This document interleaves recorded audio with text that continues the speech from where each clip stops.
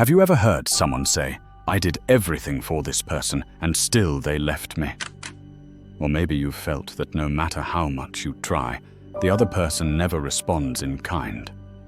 Most people think they are in love when, in reality, they are emotionally indebted. This distinction is both significant and perilous. In today's world, influenced by neoliberal ideals and a culture of emotional performance, many find themselves in relationships where love is no longer a genuine meeting, but has become a mere contract. An invisible contract, of course, but one that is cruel. Emotions now operate within the logic of the market.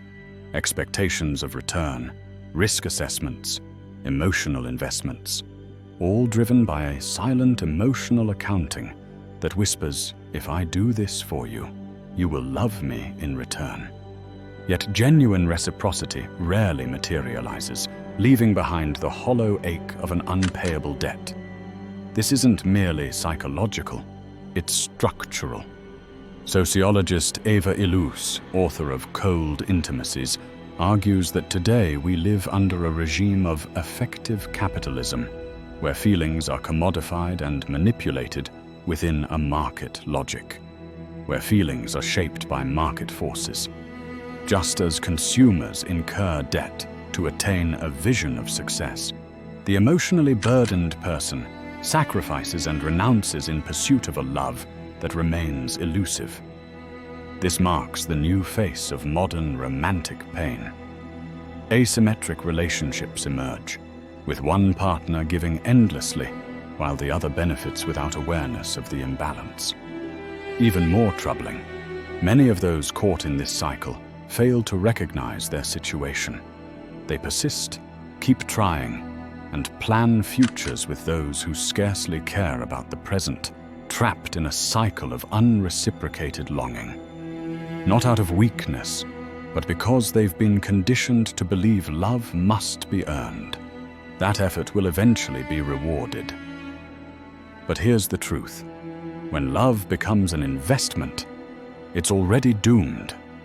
The more you invest expecting something in return, the more you detach from love's true nature, free, spontaneous, and mutual. This video is a call to awareness, a mirror for those feeling exhausted, used, emotionally drained. The question we will explore is not, why doesn't the other person reciprocate? But rather, how can we reconnect with love's genuine essence? But instead ask yourself, why do you still think you have to pay for love? This isn't just another video on fixing a relationship.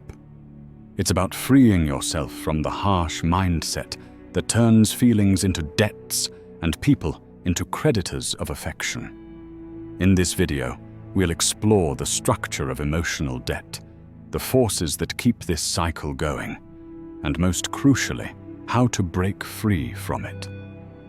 Because no one deserves to live in emotional deficit.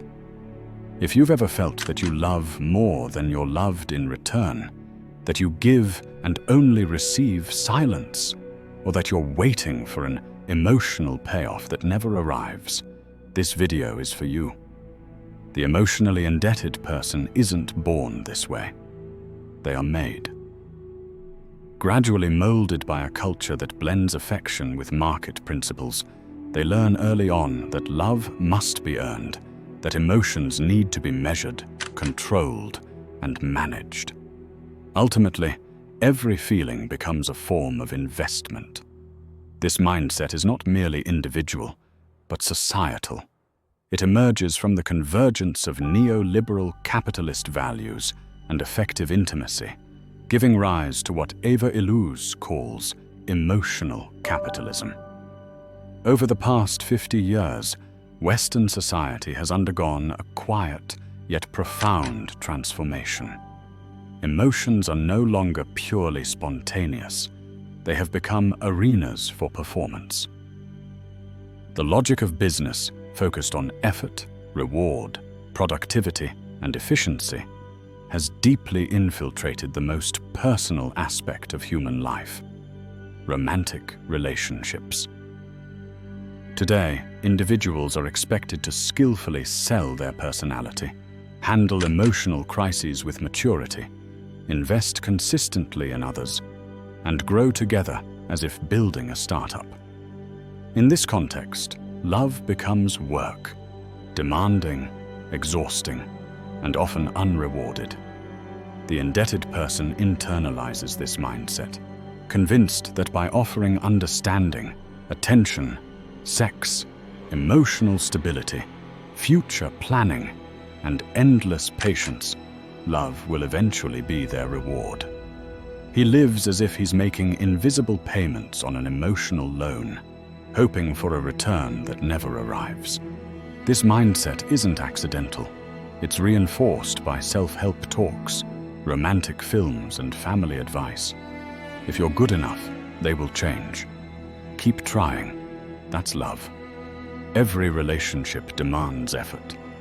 But this mentality distorts the equation. The more you give, the harder it becomes to accept there's no payoff, and it can lead to emotional exhaustion.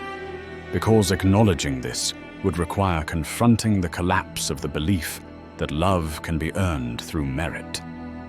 This belief is the root of the debt, a mix of promising future reward and failing to see that it might never materialize.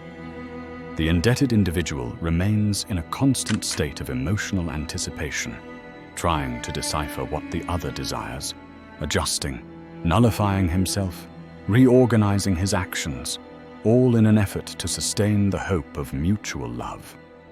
Yet, more often than not, this effort is fundamentally one-sided. And it is precisely this shift that we will explore in the next section, when love transforms from an exchange into a loan. If this resonates with you, please click the subscribe button and join the channel. Thank you for your support. Picture a bank that keeps extending credit to a customer who never repays. A bank that offers loans, tolerates emotional default, and even raises the limit, all without any assurance of getting anything back.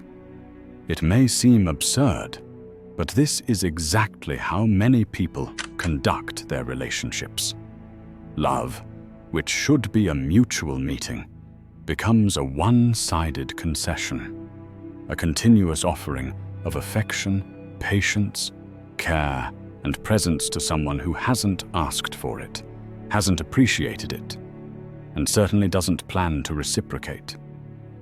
The emotionally indebted individual in this process becomes like a kind of affection banker. They give everything: time, listening, forgiveness, emotional support, understanding of others' traumas, adapting to silences, and even sacrificing their own desires. And all of this is offered without any guarantees. The unconscious belief is that the more I give, the more likely they are to recognize my worth and begin to reciprocate. But this reasoning is flawed because love isn't a transactional exchange. When it begins to operate this way, it's already damaged. In this pattern, the partner who withholds isn't necessarily a villain in the traditional sense. They might simply be someone who has never truly shown genuine interest, yet notices they receive a lot without giving much in return. Someone who has grown used to being loved effortlessly, desired without expectation of reciprocation, forgiven without any real change. For them, the relationship is merely convenient, never a true commitment. Meanwhile, the person in debt sinks further, because the more they give without receiving anything in return, the heavier their sense of obligation becomes. I've given so much that I feel I can't stop now. It's the trap of emotional banking, where kindness turns into a debt that must be repaid. Often, this pattern becomes normalized, and the person convinces themselves they're just being understanding, emotionally mature, or doing what anyone would do for love. But the harsh truth is, they are sacrificing their emotional well-being. They confuse resilience with submission, and deep down, there exists a hidden ledger, Every gesture is logged as credit. Tolerating a difficult conversation, ignoring jealousy, forgiving an absence. All recorded in the hope that someday the other will make a substantial deposit in return. But that deposit seldom arrives, and when it does, it never fully compensates for what was given. This marks the moment when love shifts from a bond to a debt, where the relationship is kept alive, not by mutual exchange, but by hope. And it is precisely at this juncture that the silent unraveling of subjectivity begins. It's the sensation of paying for something that was never truly given. In the next section, we'll explore this illusion even more deeply. We'll uncover why so many keep investing in failed relationships, obsessively convinced that emotional fulfillment is just ahead, when in reality, it never was. The notion that love will be rewarded with time is one of the most harmful illusions in modern emotional life. Driven by romantic stories, movies, songs, and well-meaning advice, this belief lures us with the promise of emotional justice. If I am good enough, if I can endure a little longer, if I give more, the other will notice and love me in return. But this logic is a trap, because true love doesn't come from effort, it comes from connection. And connection cannot be manufactured, bought, or demanded. The person in debt lives under this illusion, burdened by a hope that never materializes, yet keeps them from leaving. After all, leaving would mean admitting that all the investment, the time and energy might have been wasted. Patience and sacrifices often seem futile, and that pain becomes unbearable for many, leading them to keep going. They choose to deepen their debts, push their limits, and adjust their hopes. They act as if they are constructing something meaningful, but in reality, they are merely enduring an emotional attachment to a bond that no longer supports them.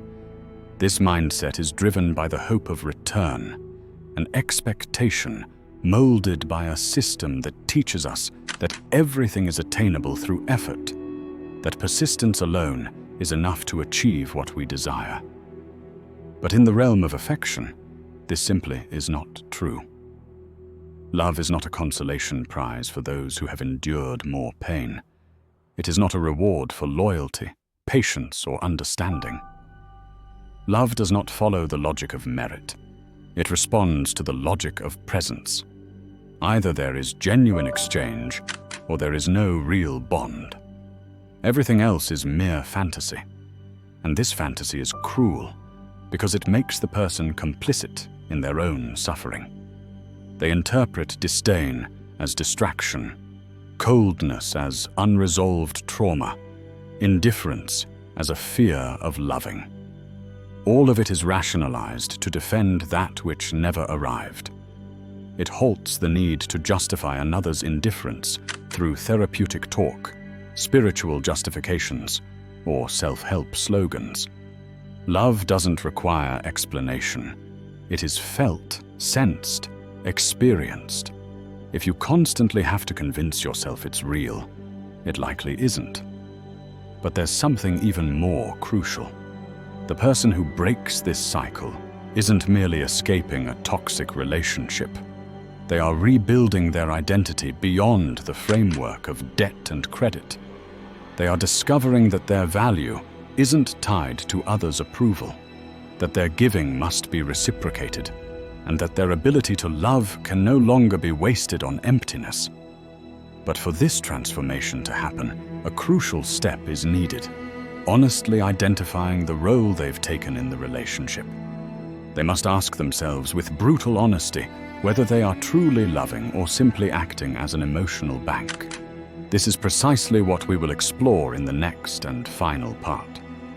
The path to escaping emotional bankruptcy, reclaiming your emotional independence, and building genuine connections rooted in real exchange rather than hollow promises.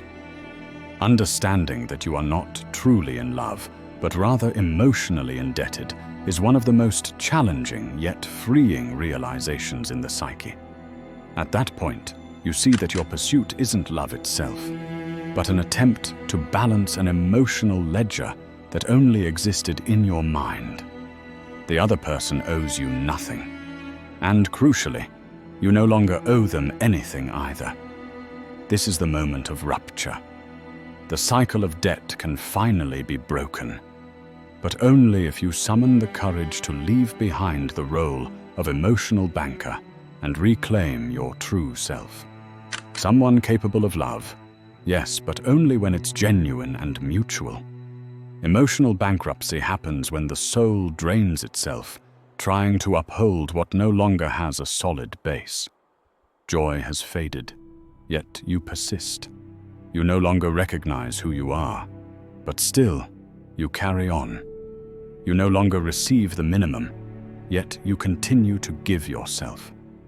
All of this is upheld by the illusion of an implicit contract between you and the other, as if, having invested so much, it's too late to turn back. But the truth is brutal. The more you cling, the deeper you fall. The only way to escape emotional debt is to accept the loss, mourn what never truly existed, and stop depositing love where there is no longer emotional credit. Exiting this cycle demands strength, but it is not a performative strength of immediate overcoming or blind resilience. It demands the power of self-awareness. You must honestly examine yourself and ask, what am I seeking to gain through love, acceptance, validation, or security? More importantly, why did I believe I could only be deserving of these if I sacrificed myself first? These questions can be painful, but it is through them that liberation comes. Genuine love is not maintained by debt, endless sacrifice, or long-term emotional planning as if it were a high-stakes investment. Real love is like light, even when it calls for effort. It doesn't pressure or exhaust, nor does it demand a pledge of your true self. It flows naturally in the exchange, in simple gestures. If you find yourself constantly changing to be accepted, that's not love. It's emotional bargaining. And bargaining isn't a bond. It's a form of emotional survival in disguise. The path out of emotional emptiness starts with a symbolic act, closing the account, ceasing to record every gesture, silence, and frustration. Stop trying to guess what the other person wants so you can stay useful. Stop trying to become someone they can finally love. Because if love only appears after you've destroyed yourself, it's not worth it. You're not here to be anyone's emotional ATM. You're not here to function as a sentimental loan with high interest rates of guilt and fear. You're here to build relationships where love flows naturally, is mutual, genuine, and not an endless debt. If this video made you think, share your thoughts below. Have you ever carried an emotional debt? Share your story, even if just in a sentence. Someone might read it and see themselves, and that could be the start of healing. And remember, stay tuned for the next video. It's also important, maybe more than you realize.